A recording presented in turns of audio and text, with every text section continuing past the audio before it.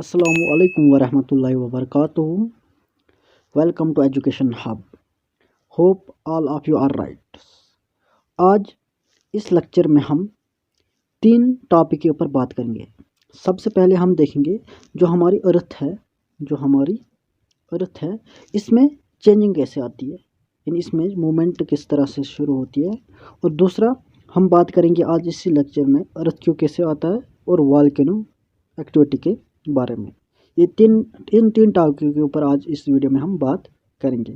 जैसे कि आपने पिछले वीडियो में भी देखा होगा कि हमने बताया था कि जो हमारी अर्थ है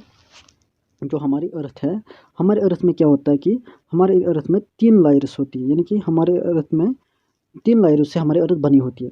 जो हमारे सबसे नीचे वाली अर्थ होती है, नीचे वाली लायर होती है, उसको हम कहते हैं क्या, उसको हम कोर कहते थे। उसके ऊपर जो है उसको हम कहते हैं मेंटल, और उसके ऊपर जो हमारे पास तीसरी लायर होती है, जो टॉप लायर होती है, उसको हम कहते हैं क्रेस्ट। उस क्रेस्ट के ऊपर जो इस एरिया को हम कहते थे लिथोस्फीयर, उसी को कहते थे हम लिथोस्फीयर। जो टॉप लायर थी उसको हम कहते थे लिथोस्फीयर।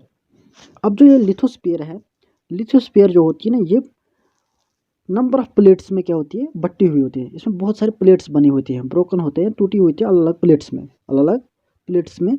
उन्हीं प्लेट्स को हम कहते थे क्या, लिथोस्फीयर प्लेट्स। जो लिथोस्फीयर है वो नंबर ऑफ प्लेट्स में बटी हुई होती है, उन प्लेट्स को हम कहते हैं फिर लिथोस्फीयर प्लेट। अब ये जो लिथोस्फीयर प्लेट्स है ना, ये स्लोली थोड़ा मूव करते हैं, यानी कि हर साल ये लगभग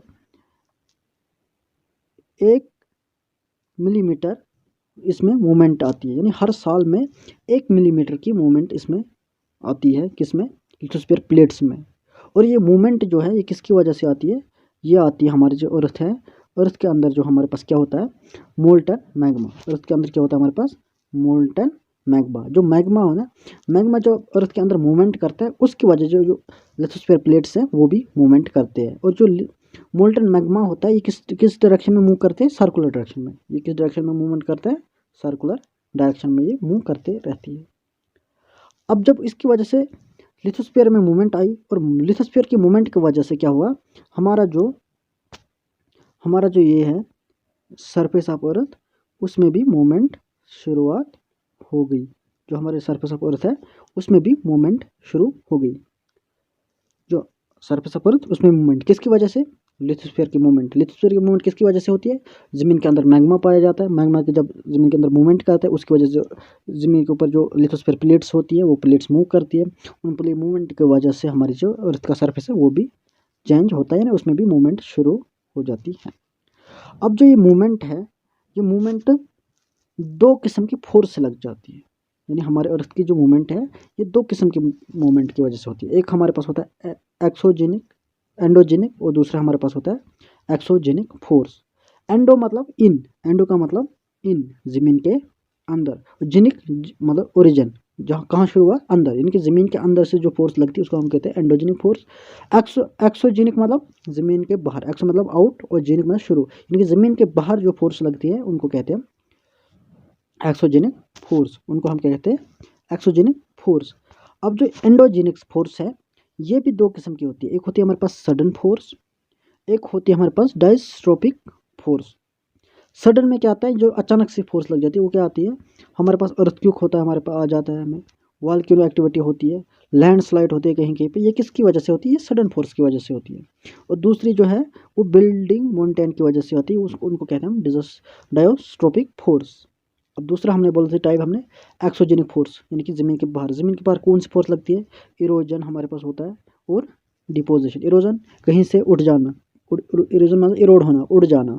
डिपोजिट माने जमा हो जाना, यानी कि एक जगह से उठाना दूसरी जगह जमा होना। मिट्टी एक जगह से उठ के आएगी दूसरी जगह जमा होगी। वो कैसे उठेगी, रिवर की वजह से। यानी रिवर क्या करता है, जो माउंटेनी एरिया होते हैं वहाँ से अपनी मिट्टी, साथ में मिट्टी लाता है, साथ में या अपने साथ पत्थर वगैरह लाता है, और जो प्लेन होता है प्लेन में इनको डिपॉजिट यानी रख देता है, जमा कर रखता है, तो उसको बोलते हैं हम इरोजन एंड डिपोजिशन।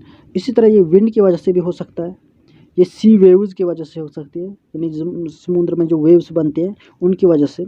यहाँ ग्लेशियर, जो हमारे पास ग्लेशियर होते हैं उनकी वजह से भी ये क्या होता है, इरोजन और डिपोजिशन हो सकता है। अब हम पढ़ेंगे आज एंडोजेनिक फोर्स। एंडोजेनिक फोर्स में हमने पहले बोला था एंडोजेनिक फोर्स क्या होते हैं, उसमें दो किस्म की होती है, एक सडन और एक डायास्ट्रोपिक फोर्स।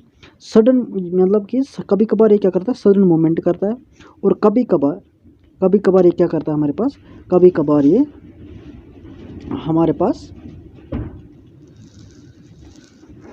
Slow movement. और सडन मूवमेंट में क्या आता है हमारे पास, जैसे हमने अभी बोला था अर्थक्वेक, और दूसरा हमारे पास आता है वोल्केनो। और इन दोनों की वजह से क्या होता है, हमारे पास मास डिस्ट्रैक्शन, यानी सरफेस के ऊपर बहुत ज़्यादा डिस्ट्रैक्शन होता है इन दोनों फोर्स की वजह से, अर्थक्वेक और वोल्केनो की वजह से। अब अर्थक्वेक और वोल्केनो के बारे में देखेंगे थोड़ा बहुत। अब सबसे पहले हम देखेंगे किसके बारे में, वोल्केनो। वोल्केनो क्या होता है, किस तरह आता है। हमारी जो क्रेस्ट होती है, यानी कि जो टॉप लेयर है, जो क्रेस्ट है, क्रेस्ट जब होती है ना जो टॉप लेयर, उसमें अगर ओपनिंग, यानी अगर उसमें क्रैक आएगा थोड़ा, वो थोड़ा क्रैक हो जाएगा उसमें जब ओपन हो जाएगी, वो ओपन हो जाएगी, यानी वेंट हो अगर उसमें हो जाएगा, यानी कि ओपन अगर हो जाएगी, उस ओपनिंग की वजह से क्या होगा, ज़मीन के अंदर जो हमारे पास क्या होता है, मैग्मा मौजूद होता है। मैग्मा जो क्या करता है, वो ऊपर आ जाता है, यानी कि वो क्या करता है, वो अचानक से बाहर निकलता है, अचानक से वो राइज करता है ऊपर की तरफ, सरफेस की तरफ वो राइज करता है। और जब सरफेस की तरफ बाहर निकलता है, उसको हम कहते हैं फिर लावा, उसी को हम कहते हैं लावा। यानी कि वोल्केनो अब कैसा होता है कि हमारी जो क्रेस्ट होती है, जो ज़मीन की टॉप वाली लेयर जो होती है, उसमें अगर थोड़ी बहुत क्या होगी, क्रैकिंग, यानी कि उसमें जब क्रैकिंग आएगी, यानी उसमें ओपन नज़र हो जाएगा, उसमें थोड़ी जो क्रैक पैदा हो जाएगा, उस क्रैक की वजह से क्या होता है, जो ज़मीन के अंदर जो हमारे पास मैग्मा होता है, मैग्मा क्या करता है, वो अचानक से, यानी कि इरप्ट करता है, सडनली अचानक से वो इरप्ट राइज कर जाता है बाहर की तरफ, सरफेस की तरफ, और उसी को हम कहते हैं वोल्केनो। उसी एक्टिविटी को क्या कहते हैं, वोल्केनो। और जो बाहर निकलता है उसको हम फिर कहते हैं ये लावा निकला बाहर, ये क्या निकला, लावा बाहर। ये था हमारे पास क्या, ये था वोल्केनो एक्टिविटी। अब हमारे पास दूसरा जो है वो है हमारे पास अर्थक्वेक। अब दूसरा क्या है हमारे पास, अर्थक्वेक। अर्थक्वेक किसको कहते हैं, हमने अभी ऊपर देखा कि हमारे जो क्या है, ये प्लेट्स, हमारे जो लिथोस्फीयर प्लेट्स है, ये क्या करती है, ये मूव करती है, किसकी वजह से, मोल्टन मैग्मा की वजह से मूव करती है। उस मूवमेंट की वजह से क्या होता है, हमारे जो अर्थ का सरफेस होता है वो वाइब्रेट करता है। हमारे अर्थ का सरफेस क्या होता है, क्या करता है, वाइब्रेशन, हमारे अर्थ में वाइब्रेशन पैदा हो जाती है। उस वाइब्रेशन को हम कहते हैं अर्थक्वेक्स, उसी वाइब्रेशन को हम क्या कहते हैं, अर्थक्वेक।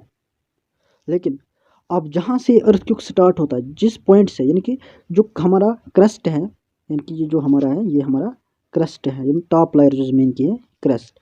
इस क्रस्ट का जो क्रस्ट के अंदर जिस पॉइंट से अर्थक्वेक स्टार्ट होगी, यानी कि जहाँ से अर्थक्वेक शुरू होगी, उस पॉइंट को हम कहते हैं, उसी पॉइंट को हम कहते हैं फोकस पॉइंट। उस पॉइंट को हम क्या कहते हैं, उस पॉइंट को कहते हैं हम focus point.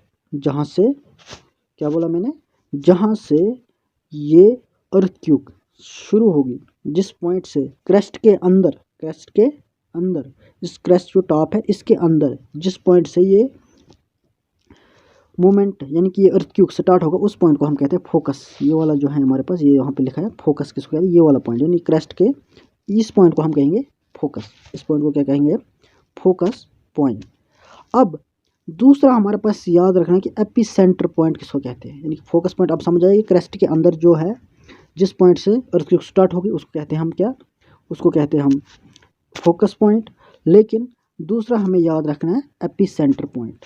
AP centre point, ये जो एपी सेंटर है, ये किसको कहते हैं।